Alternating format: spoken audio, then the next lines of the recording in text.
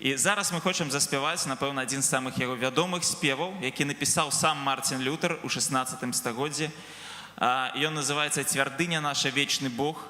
І першы куплет мы заспіваем вам. Для тых, хто ведае нямецкую мову, мы заспіваем па-нямецку на мове арыгіналу, а пасля заспіваем я таксама па-беларуску. Хто ведае словы, падпявайце.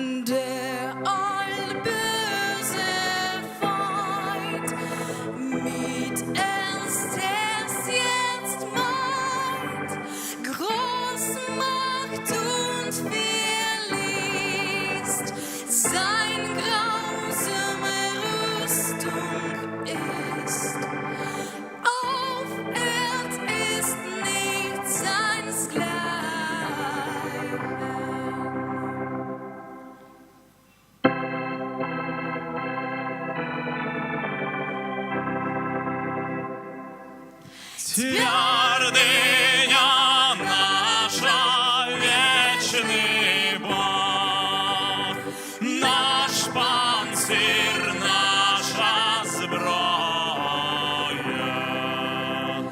Нас, як дятей своих бярог, адвет и моцы злое. Наш ворог не спит, нам смертью грозить.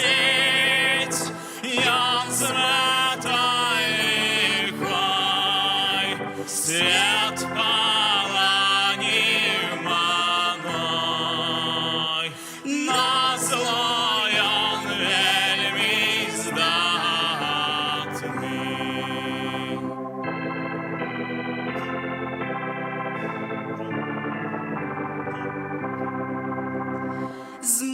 Змагаться з ким безсильним ми, соб'є нас нечакано.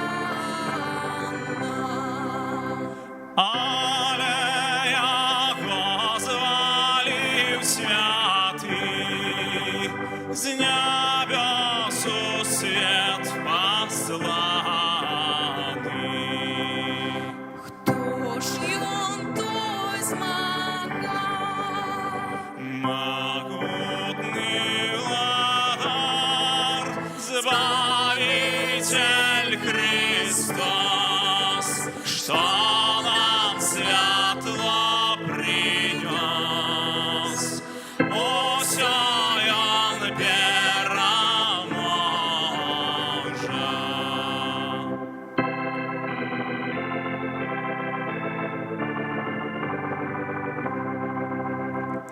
Коли моц демона уся, насупраць нас паўстала, не здолее нас праглынуць, зашкодить нам немало. Князь темры раве, и страх нас бяре, ды знаем одно, осуджаны давно. Паде пред Божьим словом.